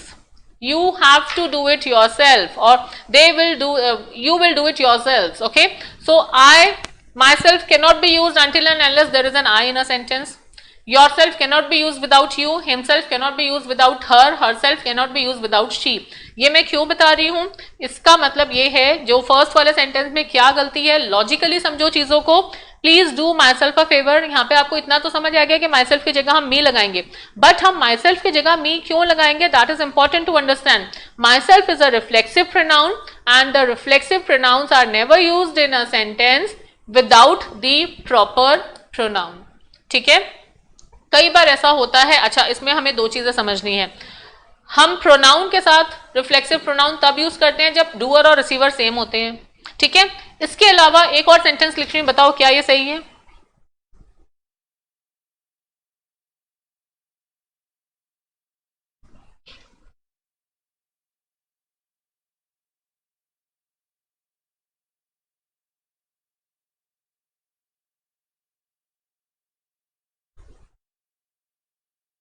The principal himself distributed the sweets. Is this sentence okay? When I say the principal himself distributed the sweets, is this sentence okay? Tell me. ये sentence सही लग रहा है क्या? The principal himself distributed the sweets. अच्छा, यहाँ पे doer और रिसीवर तो अलग अलग है। जो प्रिंसिपल है वो डूअर है और रिसीवर तो वो बच्चे होंगे ना जिनको स्वीट्स मिल रही है। जैसे कि पहले ऊपर वाला सेंटेंस है, ही enjoyed himself at the party, उसने खुद के लिए एंजॉय किया। तो यहाँ पे हमारा वो जो मेरी डेफिनेशन है वो फिट बैठ रही है, that doer and receiver are the same. But when I say the principal himself distributed the sweet, this sentence is also correct. Here also the word himself has been used correctly. अब आप सोचोगे कि ma'am यहाँ पे principal यहाँ पे himself की जगह हमने ही तो यूज किया नहीं है, फिर ये सही कैसे है? ये सेंटेंस सही इसलिए है बिकॉज हिमसेल्फ यूज हो रहा है, लेकिन उसकी जगह if I am not using he, I am using a noun which is principal. And secondly, though the doer and the receiver are not the same here, but हम जो reflexive pronoun है हम वो दो जगह यूज करते हैं। पहला, जब डूअर और रिसीवर सेम होता है, मतलब when the doer and receiver is same, there also we use a reflexive pronoun. And secondly, this is very important, please understand, हम वहां पर भी रिफ्लेक्सिव प्रोनाउन यूज करते हैं जहां पे हमें बहुत ज्यादा एम्फसाइज देना होता है हमारे सब्जेक्ट पे। मतलब जो मेरा नाउन है, जो मेरा सब्जेक्ट है, अगर मुझे उसके ऊपर बहुत ज्यादा एम्फसाइज करना होता है, वहां पर भी हम रिफ्लेक्सिव प्रोनाउन यूज करेंगे। नाउ व्हेन आई से कि मेरे को अपने सब्जेक्ट के ऊपर एम्फसाइज करना है, इसका मतलब क्या हुआ? इस सेंटेंस को ध्यान से देखो। When I say the principal himself distributed the sweets, इसका मतलब कि वो प्रिंसिपल होने के बावजूद उन्होंने खुद से सब बच्चों को स्वीट्स बांटी, ठीक है। वो चाहते तो किसी से भी बंटवा सकते थे, किसी पियोन को बोल सकते थे, किसी क्लर्क को बोल सकते थे, किसी टीचर को बोल सकते थे, किसी बच्चे को बोल सकते थे, बट वो प्रिंसिपल होने के बावजूद उन्होंने खुद से जो भी स्वीट्स हैं वो बांटी। दैट्स व्हाई यहाँ पे ये हम इसको as a reflexive pronoun use करेंगे, ठीक है। तो रिफ्लेक्सिव प्रोनाउन बेसिकली हम कहाँ यूज करते हैं? हम दो जगह यूज करते हैं। पहली जगह when the doer and the receiver are same, and secondly when you have to emphasize a lot on your subject, ठीक है। तो जब हम अपने सब्जेक्ट को बहुत ज्यादा एम्फसाइज करते हैं तब हम रिफ्लेक्सिव प्रोनाउन यूज करेंगे, और दूसरा जब हमारा डूअर और रिसीवर सेम होता है तब हम रिफ्लेक्सिव प्रोनाउन यूज करते हैं। When I'm using it in the case when the doer and receiver are same, I have to keep in mind that myself cannot be used without an I, yourself cannot be used without a you, himself cannot be used without he, herself cannot be used without she, ठीक है। ये जितने भी words हैं ये हम सिर्फ और सिर्फ तभी यूज करेंगे जब इनके साथ का रिस्पेक्टिव प्रोनाउन सेंटेंस में यूज होगा। इतना क्लियर हुआ सबको? ठीक है। योरसेल्व्स अगर आप यूज कर रहे हो तो वहां पे हमें यू यूज करना ही पड़ेगा। देमसेल्व्स अगर आप यूज कर रहे हो तो वहां पे हमें दे यूज करना ही पड़ेगा। आवरसेल्व्स अगर आप यूज कर रहे हो तो वहां पे हमें वी यूज करना ही पड़ेगा। उसके बिना हम इनको यूज नहीं कर सकते until and unless you are emphasizing a subject। और अगर आप किसी सब्जेक्ट को एम्फसाइज कर रहे हो तो भी ये प्रोनाउन यूज नहीं करोगे तो वहां कोई ना कोई हमें नाउन यूज करना पड़ेगा। इसीलिए अब समझ आया कि पहले वाला सेंटेंस क्यों गलत है। Please do my self a favour में माई सेल्फ क्यों नहीं आएगा? बिकॉज वहां पे माई सेल्फ के साथ उसका जो साथ का जो रिस्पेक्टिव प्रोनाउन है वो वहां पे मिसिंग था। हम आई को माई सेल्फ के साथ यूज कर सकते हैं, हम यू को योर सेल्फ के साथ यूज कर सकते हैं, लेकिन हम खाली my self, your self, himself use नहीं करेंगे। I hope reflexive pronoun is clear to everyone. Reflexive pronoun क्या होते हैं? Reflexive pronoun is used when the doer and the receiver are same, when the same subject is doer as the receiver, and secondly it can also be used when you are emphasizing a lot on something. So when you are emphasizing a lot on something, there also we can use reflexive pronoun. इतना समझ आया सबको? इतना समझ आया? If till now it is clear, just write yes ma'am. I'll do the next one. So Kinshuk को clear हो गया, स्नेहा को clear हो गया. What about other students? Please confirm it is clear, if it is clear, because this is something which carries a lot of weightage.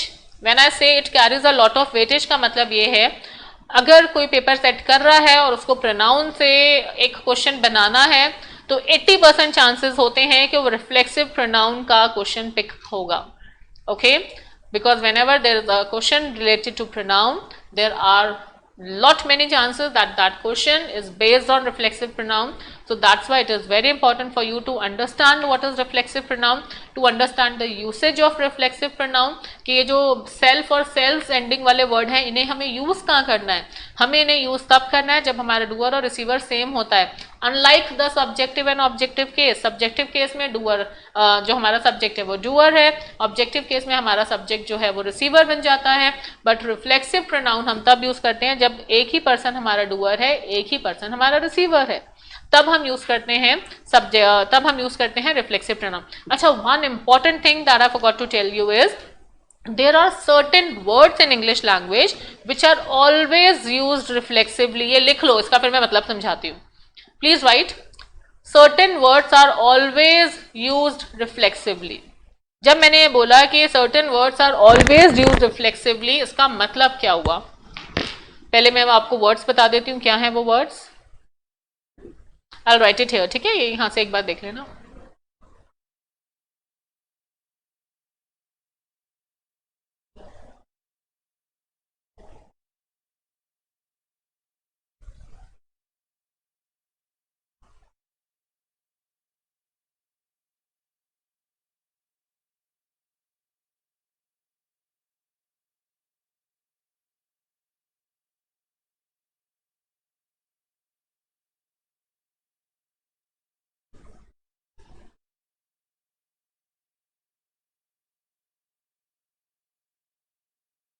Okay. Please note down these words: acquit, absent, avail, avenge, revenge, enjoy, pride, adapt. ठीक है. अच्छा, avenge और revenge में क्या फर्क है? Avenge और revenge का मतलब पता है क्या? एवेंजर्स सुना होगा ना. एवेंजर्स क्या करते हैं?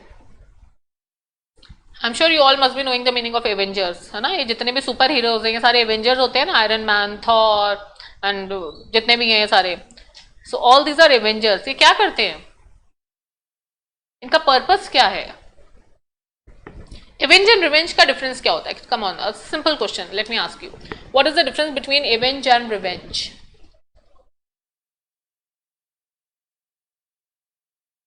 What is the difference between avenge and revenge?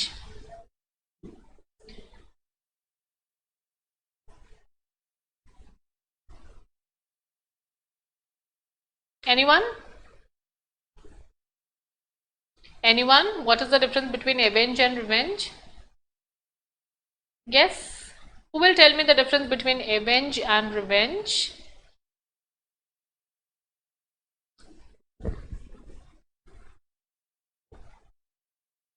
अच्छा, रिवेंज का मतलब क्या होता है? रिवेंज का मतलब होता है बदला लेना. ठीक है. फॉर एग्जाम्पल, किसी ने मेरे साथ कुछ गलत किया तो मैंने जाके अपना बदला खुद ले लिया, वो मैंने कर लिया रिवेंज. एवेंज का मतलब होता है किसी और के लिए बदला लेना, किसी ऐसे पर्सन के लिए बदला लेना जो खुद इतना केपेबल नहीं है कि वो अपना बदला ले पाए. तो वही तो एवेंजर्स करते हैं ना. They actually take revenge on behalf of someone else. ठीक है. फॉर एग्जाम्पल, अगर आपको किसी ने मारा और आपने उसको पलट के मार दिया, आपने अपना रिवेंज खुद ले लिया. लेकिन अगर आपका भाई पिट के आ गया, छोटी बहन किसी से पिट के आ गई, तो आप जा रहे हो एज अ बड़ा भाई, कितनी हिम्मत कैसे हुई मेरे भाई को मारने के लिए, तो आप जाके उसका एवेंज लेते हो. You are taking avenge instead of him. ठीक है. तो एवेंज का मतलब होता है किसी और के लिए बदला लेना, रिवेंज का मतलब होता है खुद के लिए बदला लेना. एक्विट का मतलब क्या होता है? एक्विट का मतलब होता है बाइज्जत बरी हो जाना. Absent, you know the meaning. Avail, जैसे कि हम कहते हैं ना कि that he availed the opportunity. Avenge, revenge मैंने बता दिया. Enjoy, pride, adapt. तो ये जितने भी वर्ड्स अभी मैंने बताए हैं, ये मैं क्यों बता रही हूँ? These are the words which are always used reflexively. अब जब मैंने ये बोला कि ये वो वर्ड्स हैं जिनको हम हमेशा रिफ्लेक्सिवली यूज करेंगे, इसका मतलब ये होता है कि अगर कोई सेंटेंस है, फॉर एग्जाम्पल इफ आई से, एक वर्ड लेते हैं जो इसमें से मोस्ट सिंपल वर्ड है, दैट इज एंजॉय. ठीक है. एंजॉय सबसे सिंपल वर्ड है. अब अगर मैं एक सेंटेंस लूं जिसमें मैं लिखूं आई एंजॉयड द पार्टी, क्या ये सही है? I enjoyed the party. Is this sentence correct? Simple question what I am asking. I enjoyed the party. Is this sentence correct? Tell me. Who will tell me? I enjoyed the party. Is this sentence correct?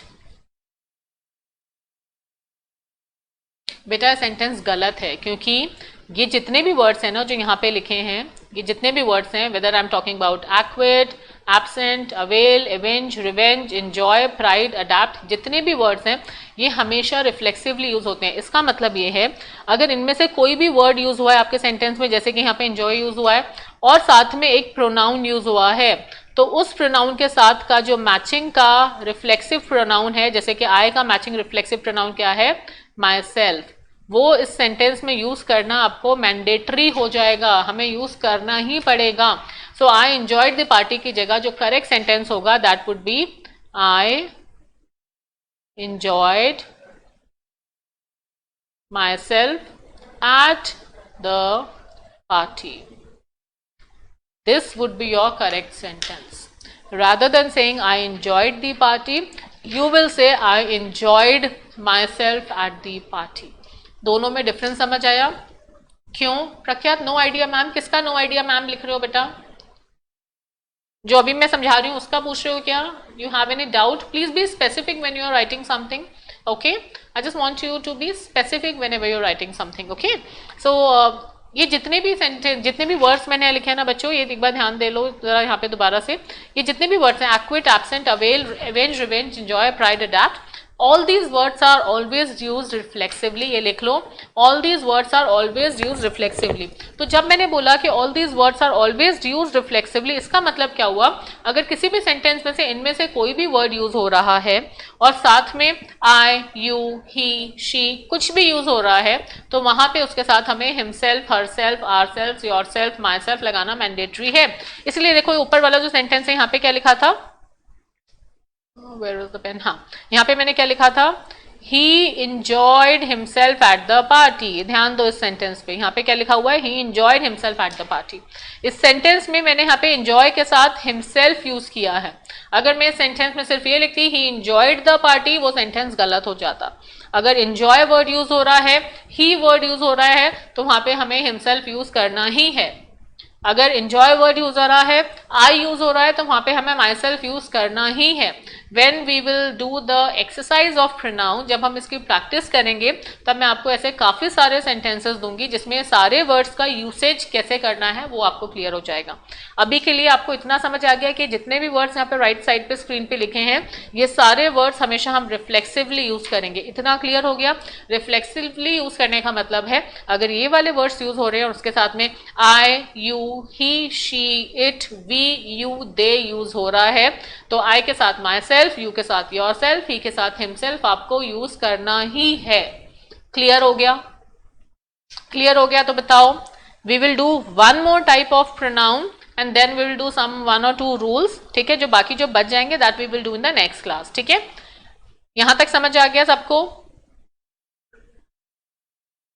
If this is clear just say yes ma'am and I will do, इसको यहां से काट देते हैं, we will do the fifth one. Fifth is reciprocal.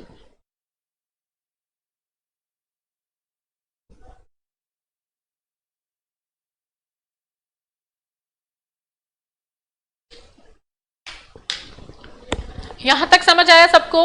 Reflexive pronoun तक सबको समझ आ गया? If it is clear to you, just write yes ma'am. If you want to ask anything, please go ahead. अगर क्लियर हो गया लिखो yes ma'am, अगर कुछ भी पूछना है तो अभी पूछो। जल्दी से बताओ। If it is clear just right yes ma'am.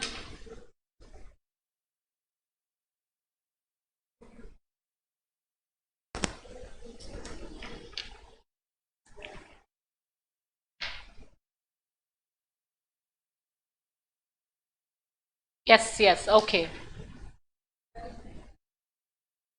All right, so now we are moving on to reciprocal pronoun. अब मुझे बताओ reciprocal pronoun क्या होता है? ये पता है? What do you mean by reciprocal pronoun? अच्छा, रेसिप्रोकेट करने का मतलब क्या होता है? सिंपल सा अगर मैं आपसे क्वेश्चन पूछूं कि रेसिप्रोकेट करना, फॉर एग्जांपल कोई भी अगर फेस्टिवल होता है, फॉर एग्जांपल दिवाली है या न्यू ईयर है और कोई आपको विश करता है, ठीक है, किसी ने मुझे बोला हैप्पी न्यू ईयर मैम, तो मैं क्या जनरली बोलती हूँ? I reciprocate the same to you. ठीक है, तो अगर किसी ने मुझे बोला हैप्पी न्यू ईयर, किसी ने मुझे बोला हैप्पी दिवाली, तो मैं क्या बोलूंगी, थैंक यू बेटा, I reciprocate the same to you. So when I say I reciprocate the same to you, तो इसका मतलब क्या हुआ, रेसिप्रोकल, रेसिप्रोकेट, इसका मतलब क्या हुआ, what do you mean by reciprocal और reciprocate? So when you say me, Happy New Year, ma'am, or when you wish me Happy Diwali, or you wish anything to me except my birthday, जब मेरा birthday होगा तब मैं आपको ये नहीं बोलूंगी I reciprocate the same to you, या जब मेरी एनिवर्सरी होगी तब मैं ये नहीं बोलूंगी, बट दिवाली है, होली है, या कोई भी फेस्टिवल के लिए अगर आप मुझे विश करते हो तो वहां पे मैं क्या बोलूंगी, थैंक यू बेटा and I reciprocate the same to you. तो यहाँ पे जो वर्ड है रेसिप्रोकेट, इसका मतलब क्या होता है, बताओ जल्दी सोचो, what do you mean by the word reciprocate? Any guesses? Reciprocate का मतलब ये होता है कि अगर आप मुझे गुड विशेस दे रहे हो तो बदले में मैं भी आपको गुड विशेस ही दे रही हूं, ठीक है।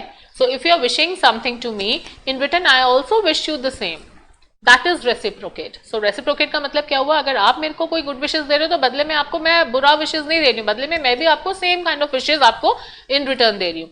सो रेसिप्रोकल प्रोनाउन का मतलब क्या होता है, basically it is a convenient form of combining ideas. Combining ideas का मतलब क्या हुआ, अब ये देखो फॉर एग्जाम्पल ये एक पर्सन है, ये एक दूसरा पर्सन है, ठीक है, ए एंड बी मान लेते हैं।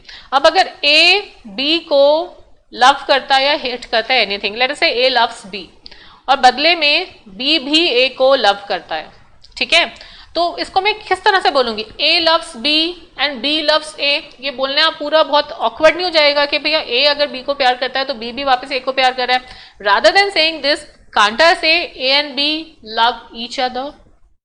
सो ईच अदर एक वर्ड हो गया जो कि हमारा रेसिप्रोकल प्रोनाउन है। यहाँ पे आप एक चीज ध्यान दो वर्ड्स होते हैं, अच्छा रेसिप्रोकल प्रोनाउन में there are just 2 reciprocal pronouns, one is each other and second is one another. These are your 2 reciprocal pronouns, each other and one another. This each is not at all looking like each. उसको I hope that this is understood to you. Each other and one another. अब इन दोनों में difference क्या है इसको समझो। Each other हम तब यूज करते हैं जब हम 2 लोगों के बारे में बात कर रहे हैं, ठीक है, जैसे कि मैंने यहाँ पे बोला फॉर एग्जाम्पल मेरे दो बेटे हैं वो, और दोनों बहुत आपस में लड़ते हैं। अब वो 2 बच्चे हैं ना जब मेरे, तो वहां पे मैं क्या बोलूंगी, both my sons fight with each other, both my sons always fight with each other, क्योंकि I am talking only about 2, ठीक है। और वहीं पे अगर एक मैं दूसरा सेंटेंस बोलती हूँ जहां पे मैंने बोला in a family we all respect one another, so in this second sentence when I say in a family we all respect one another, यहाँ पे मैंने वन अनदर इसलिए यूज करा बिकॉज डेफिनेटली मैं फैमिली की बात कर रही हूँ तो यहाँ पे 2 से ज्यादा लोग हैं।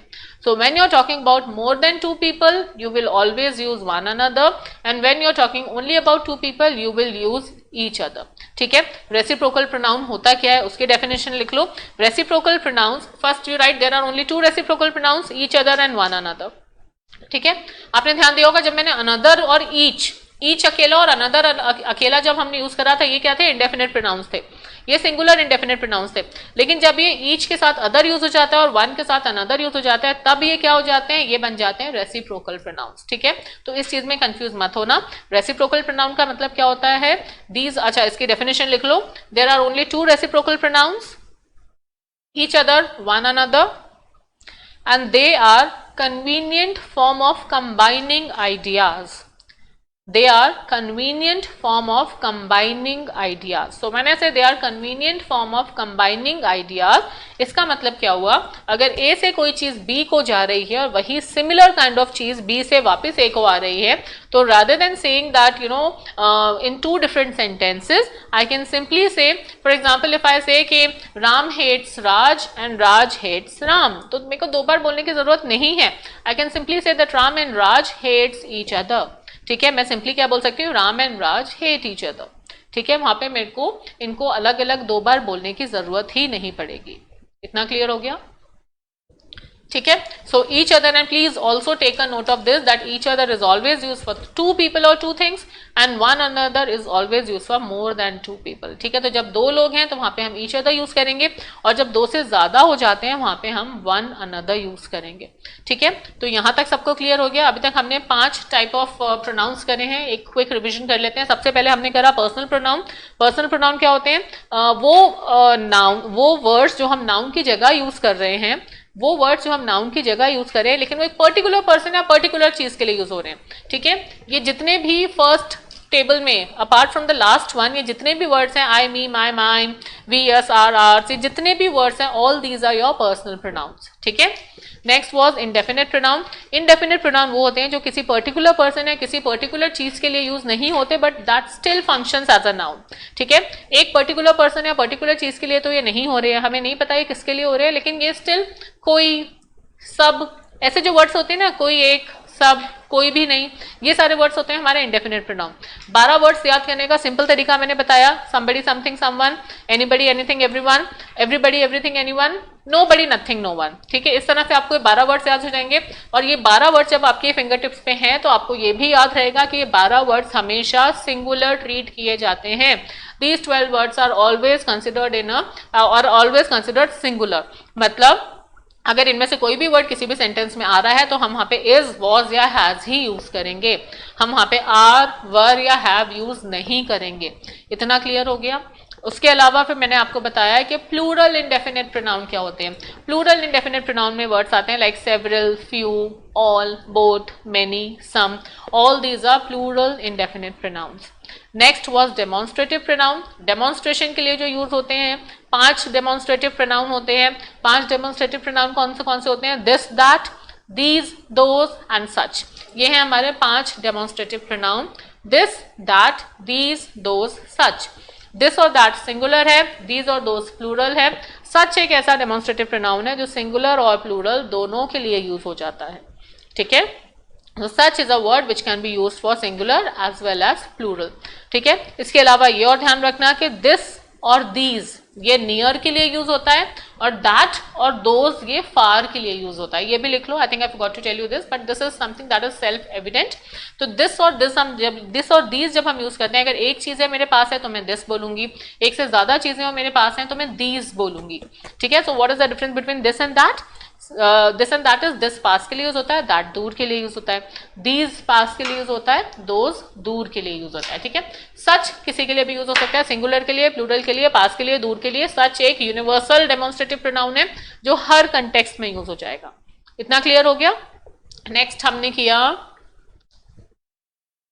Reflexive pronoun, the most important one. 2 context आपको ध्यान रखने हैं कि रिफ्लेक्सिव प्रोनाउन कहाँ कहाँ यूज होता है. पहला, when the subject and the doer are same, we use a reflexive pronoun. Second, when we have to emphasise a lot on our subject. ठीक है, तो 2 जगह हम रिफ्लेक्सिव प्रोनाउन यूज करेंगे. Number 1, when the subject and the doer are same, and second, when we are emphasising on our subject, we will use reflexive pronoun. Reflexive pronoun में जो आपको ध्यान रखना है, the reflexive pronoun is never used without the pronoun. मतलब अगर reflexive pronoun use हो रहा है सेंटेंस में तो उसके साथ में उसका प्रोनाउन यूज होना मैंडेटरी हो जाता है. ठीक है. Secondly, when you are using it to focus a subject, to emphasise on your subject, you can use that without a noun also, without a pronoun also, but in that case noun needs to be there. ठीक है. For example, the principal himself distributed the sweet. तो यहाँ पे sentence का मतलब क्या है? इसका मतलब मैं बहुत ज्यादा एम्फसाइज कर रही हूँ मेरे सब्जेक्ट पे कि प्रिंसिपल होने के बावजूद उन्होंने मिठाइयाँ बांटी. ठीक है, तो जब मैं बहुत ज्यादा एम्फसाइज कर रही हूँ अपने सब्जेक्ट पे, वहां पे हम यूज करेंगे reflexive pronoun. Okay, then I gave you some words which are always used reflexively. इसका मतलब ये हुआ कि जब भी हम इन वर्ड्स को यूज करेंगे किसी भी सेंटेंस में, तो आप ये ध्यान रखोगे कि अगर इन वर्ड्स के साथ कोई भी प्रोनाउन यूज हो रहा है तो उसके साथ का रिफ्लेक्सिव प्रोनाउन यूज करना मैंडेटरी हो जाएगा. वहां पे आप आई एंजॉय नहीं यूज करते एक सेंटेंस में, वहां पे आपको माई सेल्फ यूज करना ही पड़ेगा. ठीक है, समझ आ गया. She prides herself on her beauty, हम ये यूज करेंगे. She prides on her beauty नहीं बोलेंगे. She prides herself on her beauty, हम इसको इस तरह से यूज करेंगे. ठीक है.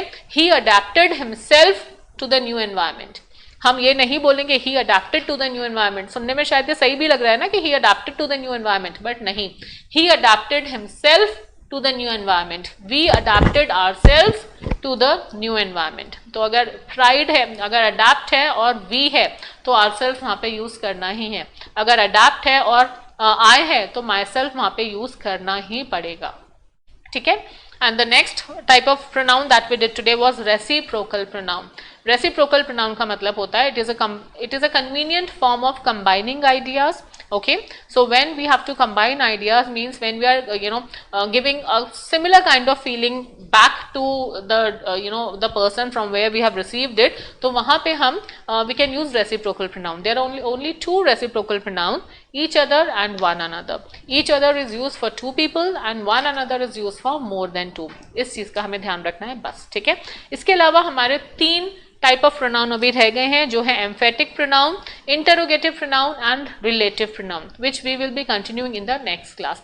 आज के लिए जो मैंने 5 टाइप ऑफ प्रोनाउन बढ़ाए हैं उसमें कोई डाउट है तो प्लीज अभी मेरे से पूछ लो. Just you can take some time, flip your pages, just check out whatever I have done in today's class. Anything where you have got any kind of doubt that you need to ask me, please ask right now. I'm waiting for you to ask your doubts. If you have any kind of doubt, please ask.